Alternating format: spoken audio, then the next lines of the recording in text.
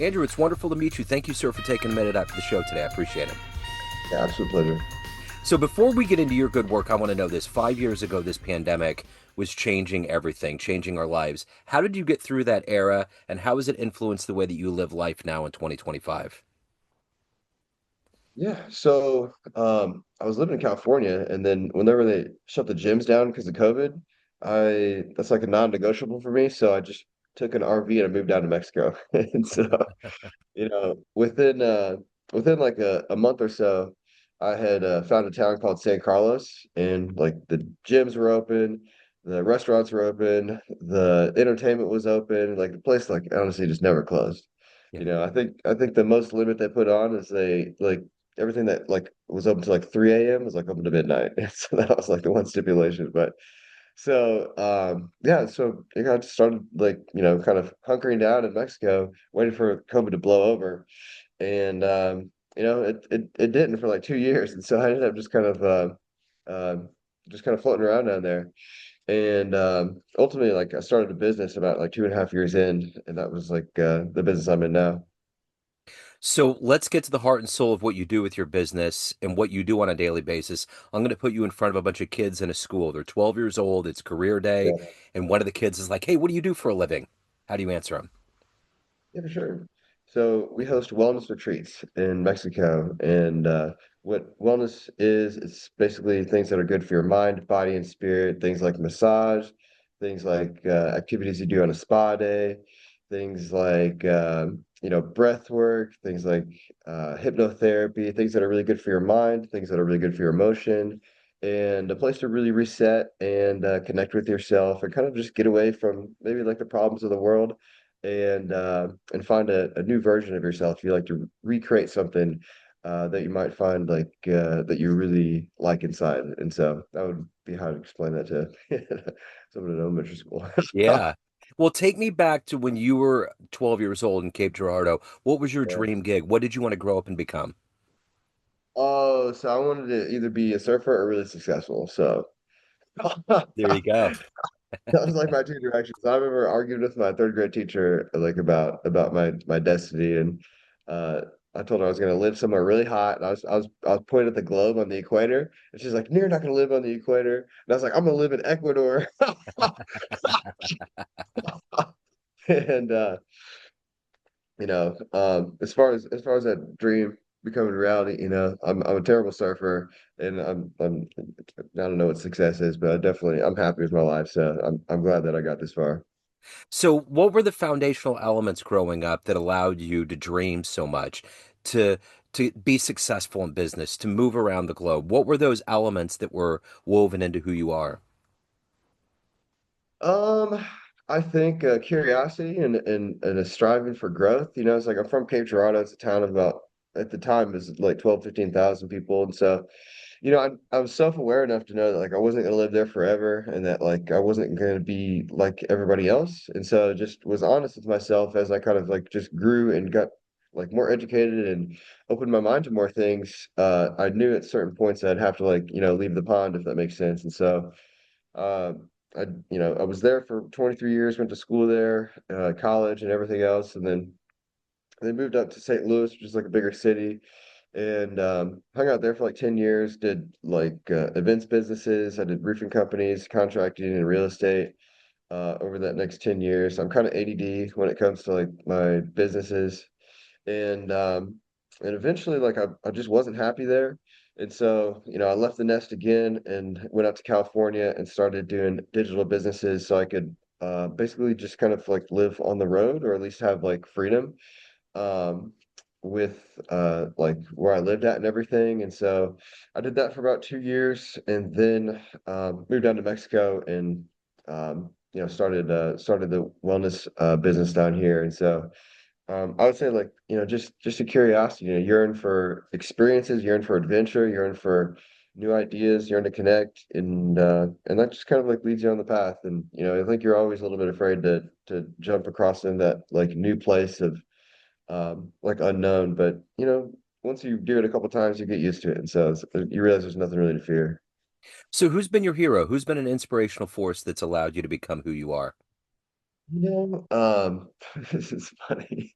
Like I I uh I always saw myself on stage and like I did spring break events and I was like my original idea was like dude what like this would be so fun to be the guy that's like on stage at like the thing and doing the announcements and stuff like that and that evolved it was like the next iteration was like Tony Robbins type of speaker um and like I the hero is like the best version of myself now because like you kind of just baptize yourself and realize that like you just take things from people that you think are really great and you don't really want to be anybody else. And that's like, just kind of growing up.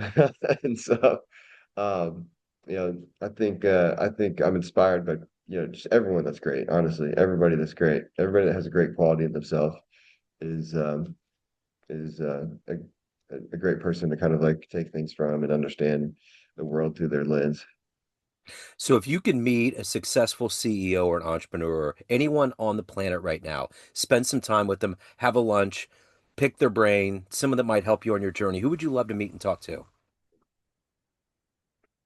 Oh, man, Elon Musk is so weird. I want to talk to him because he's weird. Like honestly, and he's such a unique thinker. What I mean by weird is just different, Yeah. and different like combined with genius. And if I asked him 30 questions, we would just have such a great conversation. And that's somebody I would be just really curious, like how they think and what makes them tick. And so I think that'd be really cool.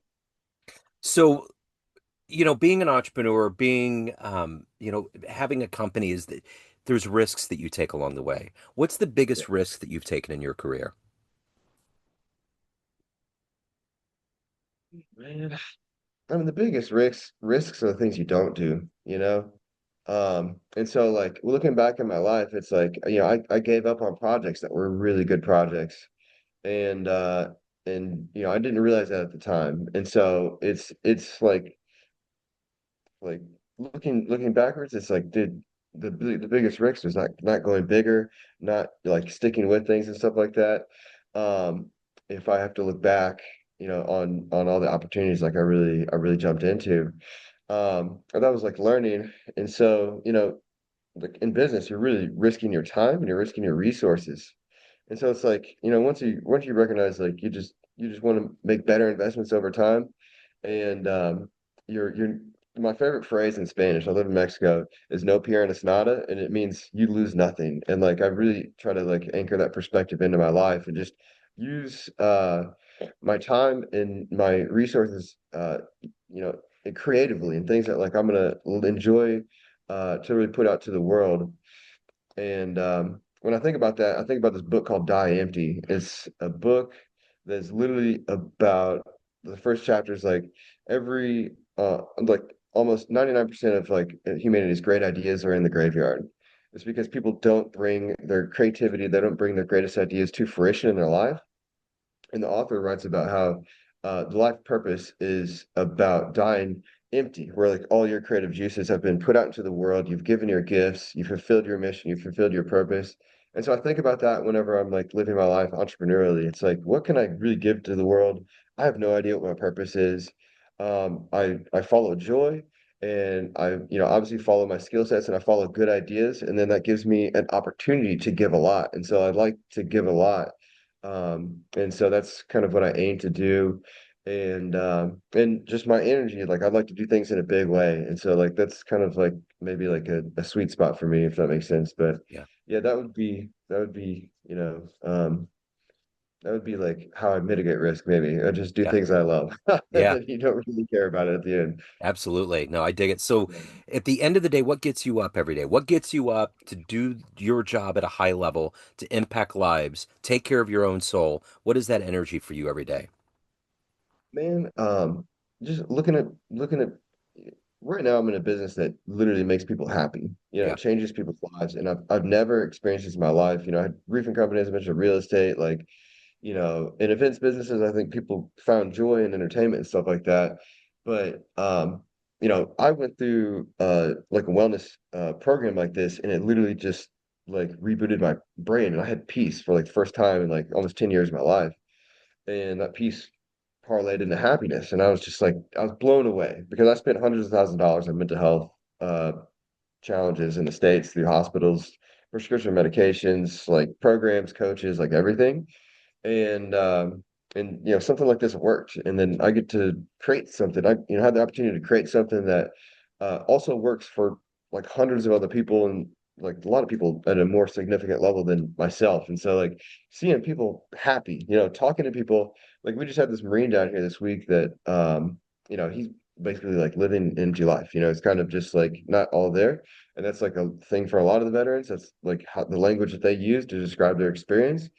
And a lot of them struggle with addiction. He had struggled with alcohol, and he came down and did this retreat. And he said like he turned 180 and just found happiness. He wanted a reboot. That's what he said. And he's like, dude, I found happiness. And I was like, what a great reboot to give to yourself. And I think that was the first time he said that he could remember being happy in his adult life. And so like that's something that I can't put into words that as far as like the fulfillment, and it's a joy to participate in that and to put work that you create a pathway for people to do that consistently. And that's not the only one. Like we had 7 other people here this week that had similar transformations, and it's like doing stuff like that is amazing. And I would have never put myself in a place like this. I would have never done a business like this if I didn't go through this personally and like and have this you know really primal experience of remembering who I am. It was incredible. But yeah, so that's a reason to get up for sure.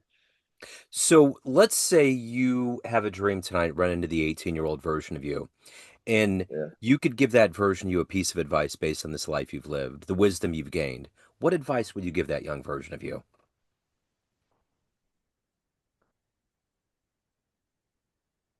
I would tell them don't care at all about anything. What people say, what people do, you know in your heart what's right and just live your life the fullest. And yeah, that would be it. Would that younger version of you, if you showed that version of you what you've done with your life, would they believe it? 100%. He'd Yeah. probably be a little bit more cocky and confident and think I'd be somewhere else. Like yeah. So let's say you walk into a room of everybody that knows you in a business sense throughout your career, and you could tell them a fun story about your life. Maybe the first concert you went to, one of the most beautiful places you've ever traveled to, jumping out of an airplane, climbing a mountain. What would be a fun story you would tell that room? Yeah, just general population. I'll talk about some cool like life or death stories, mountain climbing and uh you know, uh you know, just travels and stuff like that. If it was my friends, I would just tell them a funny story. I would just make Yeah, them laugh. yeah, yeah. I love it. So, of everything that you've done in your life, everything you've accomplished and evolved to, what are you the proudest of? Um, fall in love with myself, fall in love with life. It's kind of one and the same. I wasn't taught that at an early age.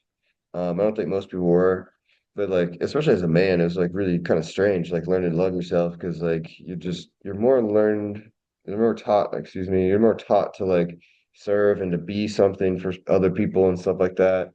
But at some point, I think you learn how to really center on yourself. And I think that's been like a beautiful gift I give myself. And I don't think that anything gives me more power and presence than that itself. And so I'd say that's probably one of the smartest things I've done, at least. So, at the end of the day, everyone has a perception of you, family, friends, clients, everyone that knows you, but you run the show. What's your perception of you? Who do you think you are?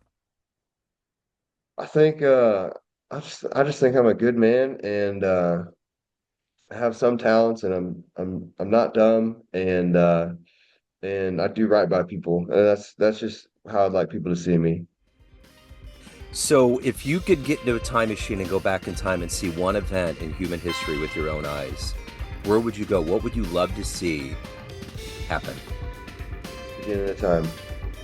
Okay. Yeah. So, if anyone wants to, they have any questions, they want to get involved, they want to be a part of what you're doing, where's the best place to go? Sayulita Wellness Retreat.com.